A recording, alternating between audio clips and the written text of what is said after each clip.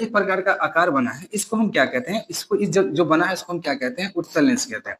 इस आकार को क्या कहते हैं, उत्तल लेंस कहते हैं, ठीक ना। और यहाँ पर जो एक लेंस बना है इसको हम क्या कहते हैं, तो अवतल लेंस कहते हैं। क्या कहते हैं, इसको हम कहते हैं अवतल लेंस।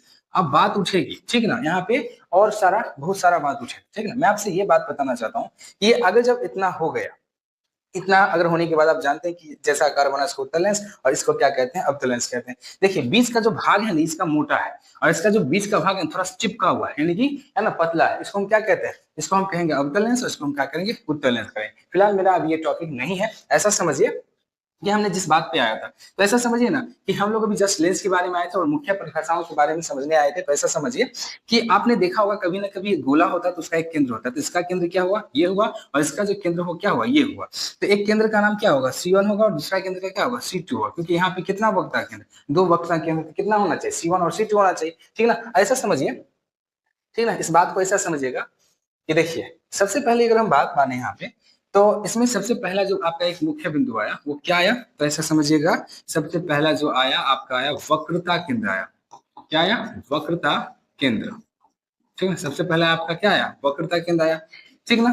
अब यहाँ से लेके यहाँ तक हम इसको मिलाते हैं और ये जो एक रेखा बन रहा है ना, इसी को कहते हैं, क्या कहते हैं, इसी को हम कहते हैं मुख्य अक्ष कहते हैं। क्या कहते हैं, मुख्य अक्ष, या आप इसे बोल सकते हैं प्रधान अक्ष। क्या बोल सकते हैं, इसको आप प्रधान अक्ष बोल सकते हैं। और यहाँ पे आप समझते होंगे यहाँ से यहाँ तक मिलाया आपने, और यहाँ पे एक बिंदु होता है, ठीक है, जिसे हम ओ से सूचित करते हैं, जिसे हम क्या कहते हैं, याद रखिएगा, उसको हम क्या कहते हैं, उसको हम कहते हैं प्रकाशीय केंद्र कहते हैं।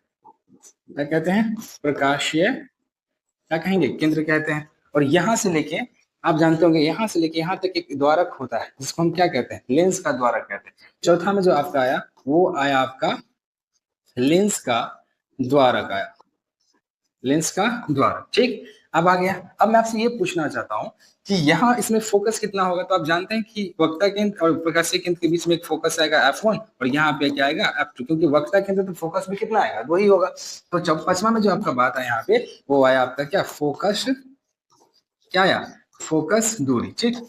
और लास्ट में आपसे पूछना चाहता हूं कि जब किसी गोलीय में अगर वहां पे वक्ता केंद्र तो वहां पे वक्ता त्रिज्या होगा, बिल्कुल होगा, क्योंकि यहाँ पे वक्ता केंद्र है तो वक्ता त्रिज्या भी होगा। तो लास्ट की अगर हम बात करें है ना, तो वहां पे आ जाएगा आपका क्या आएगा, वक्रता त्रिज्या आएगा, ठीक ना। ऐसा समझिए क्या आएगा, तो वक्रता त्रिज्या आएगा।